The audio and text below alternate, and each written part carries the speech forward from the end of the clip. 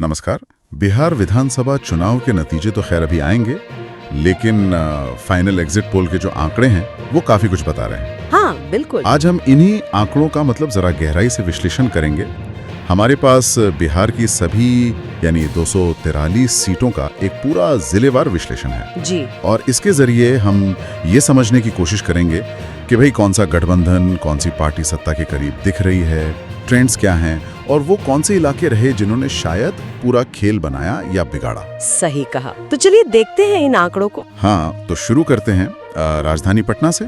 14 सीटें हैं यहाँ पर। एग्जिट पोल कहता है एनडीए ने 8 सीटें जीती हैं, महागठबंधन को 5 मिली हैं और 1 सीट जन स्वराज पार्टी के खाते में भी दिख रही है। तो मतलब एनडीए के लिए ये एक अच्छी शुरुआत मानी जा सकती है। हाँ बिल्कुल। पटना में 8 सीटें लेना एनडीए के लिए अहम है, लेकिन जैसे ही हम औरंगाबाद की तरफ बढ़ते हैं 6 सीटें हैं वहाँ, तो मुकाबला थोड़ा अलग दिखता है। अच्छा, कैसे? वहाँ एनडीए मतलब बीजेपी को 2 मिली हैं, लेकिन महागठबंधन यानी आरजेडी को 3 मिल गई हैं। और दिलचस्प बात यह है कि एआईएमआईएम को भी 1 सीट मिली है वहाँ। ओहो, तो औरंगाबाद में महागठबंधन आगे है जी। तो अगर इन 20 सीटों को देखें, पटना की 14 और औरंगाबाद की 6, तो एनडीए 10 पर, महागठबंधन 8 पर और एआईएमआईएम 1 पर।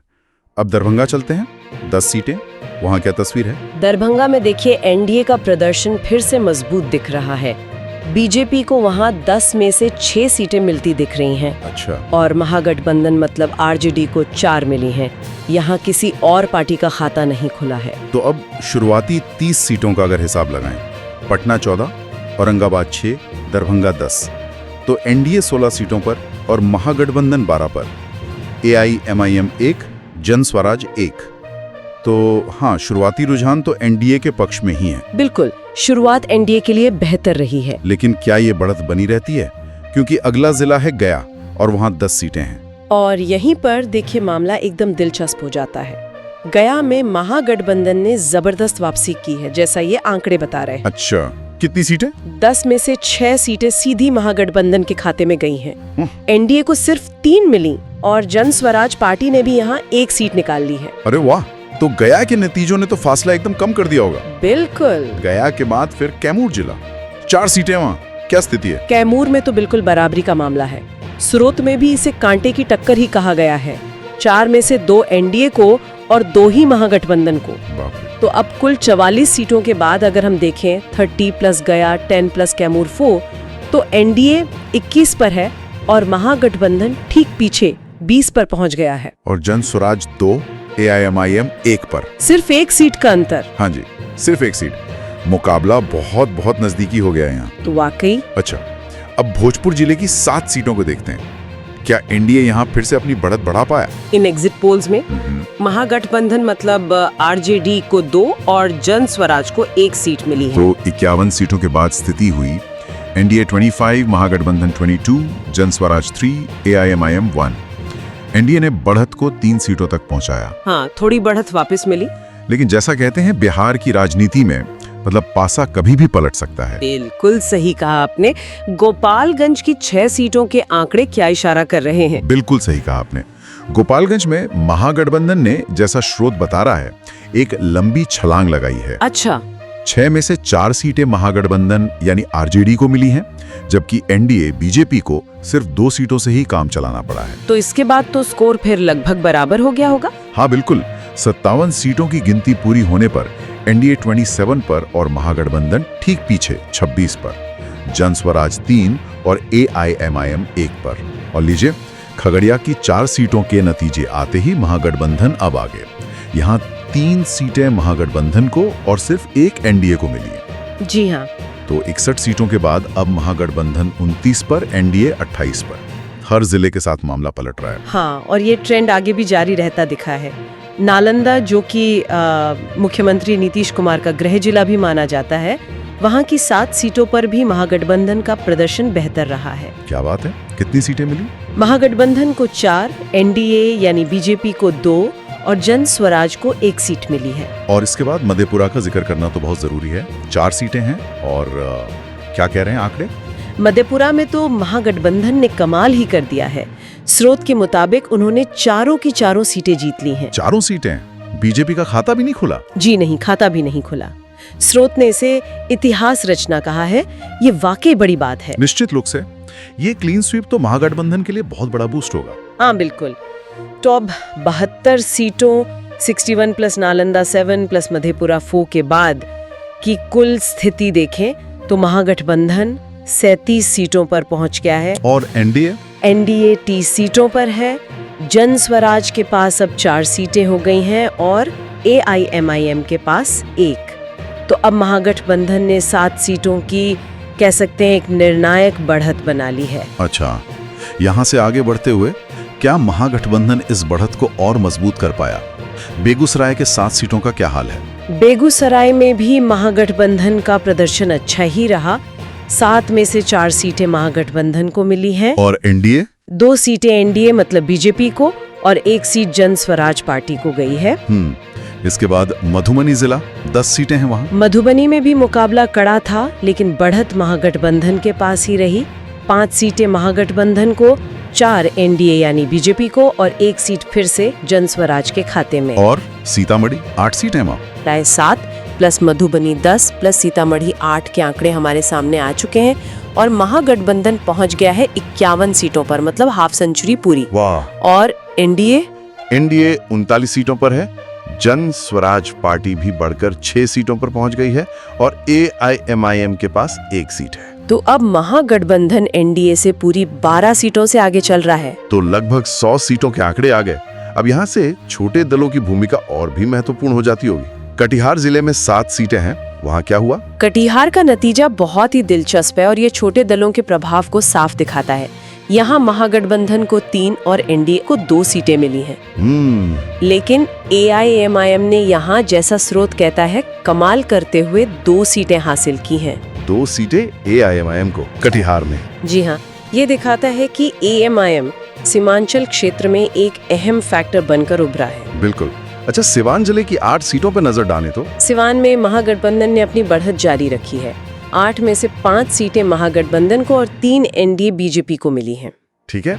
और सहरसा 4 सीटें वहाँ, कोई उलटफेर? सहरसा में फिर से वही कांटे की टक्कर वाली स्थिति देखने को मिली। एनडीए और महागठबंधन दोनों को 2-2 सीटें। अच्छा, फिर बराबरी? हाँ, ये दिखाता है कि मुकाबला कितना करीबी चल रहा है कुछ जगहों पर। वैशाली जिले में 8 सीटें, वहाँ का क्या रुझान रहा? वैशाली में एक बार फिर महागठबंधन का दबदबा देखा है। 8 में से 5 सीटें महागठबंधन को गईं। और बाकी? 2 एनडीए बीजेपी को और 1 सीट जन स्वराज को मिली है। और जहानाबाद की 3 छोटी सीटों पर? जहानाबाद में भी महागठबंधन ही आगे रहा।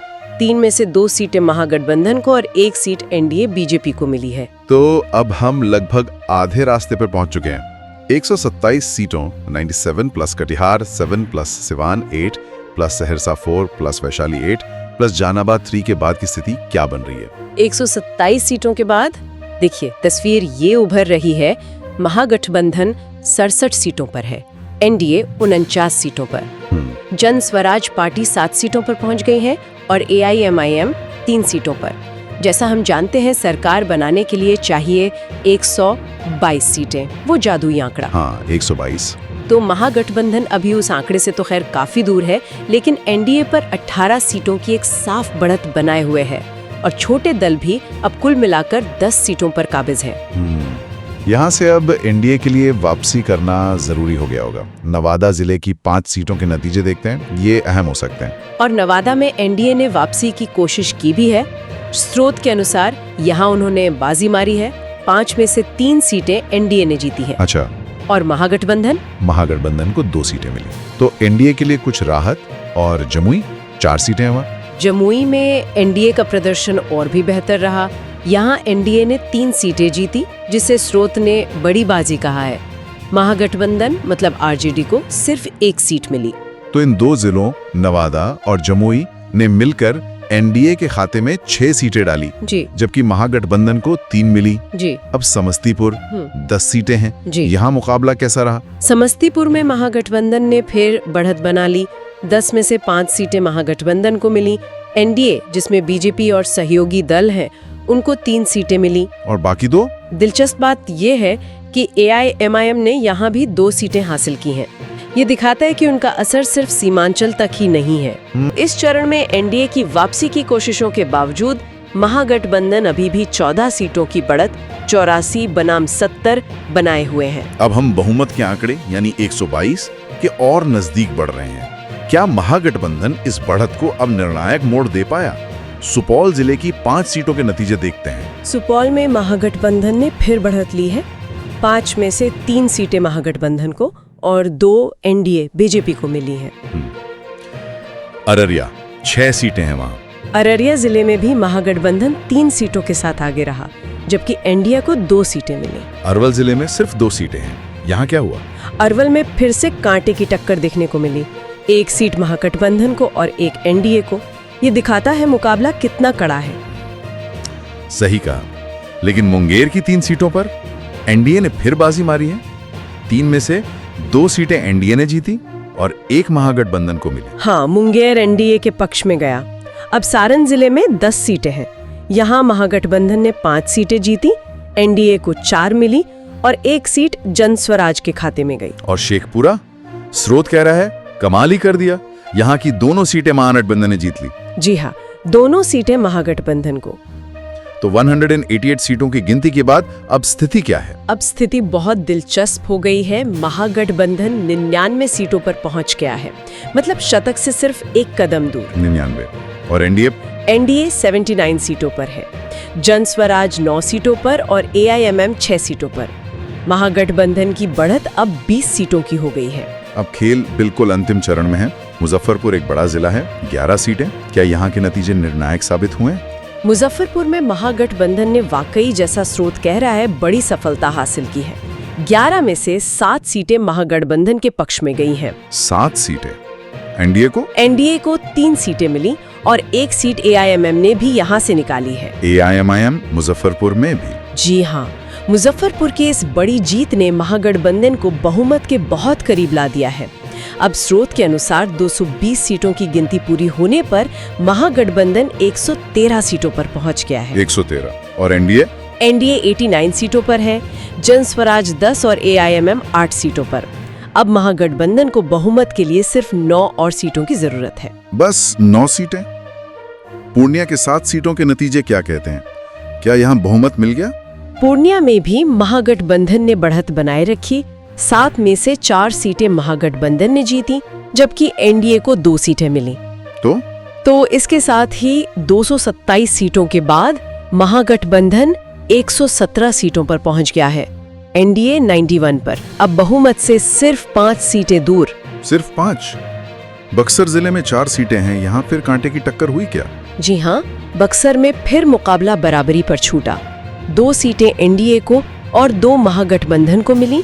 श्रोत में यहाँ टोटल अपडेट नहीं हुआ है, लेकिन पार्टियों को 2-2 सीटें मिली, ये बताया गया है। तो मतलब 231 सीटों के बाद महागठबंधन 117 + 2 = 119 और एनडीए 91 + 2 = 93। हाँ, ऐसा ही होना चाहिए। अब लखीसराय जिला 2 सीटें और यहाँ महागठबंधन ने दोनों सीटें जीत ली। एनडीए का खाता भी नहीं खुला। दोनों? हाँ। तो अब महागठबंधन 119 + 2 = 121 सीटों पर? जी। 233 सीटों के बाद महागठबंधन 121 पर, एनडीए 93 पर। बहुमत से सिर्फ 1 सीट कम। बस 1 सीट। शिवहर जिले में सिर्फ 1 सीट है और ये सीट एनडीए ने जीती है। हाँ, ये 1 सीट एनडीए को मिली तो एनडीए 94 पर पहुंच गया, लेकिन महागठबंधन अभी भी 121 पर ही है, बहुमत से बस 1 कदम दूर। और अब आखिरी जिला पश्चिमी चंपारण, 9 सीटें हैं यहाँ। यहाँ क्या हुआ ये तय करेगा। पश्चिमी चंपारण में एनडीए ने अंत में, जैसा स्रोत कहता है, कमाल दिखाया है। 9 में से 6 सीटें एनडीए ने जीती हैं। 6 सीटें एनडीए को और महागठबंधन मतलब आरजेडी को 2 और जन स्वराज को 1 सीट मिली है। तो अब सभी 243 सीटों के फाइनल एग्जिट पोल के आंकड़े आ गए।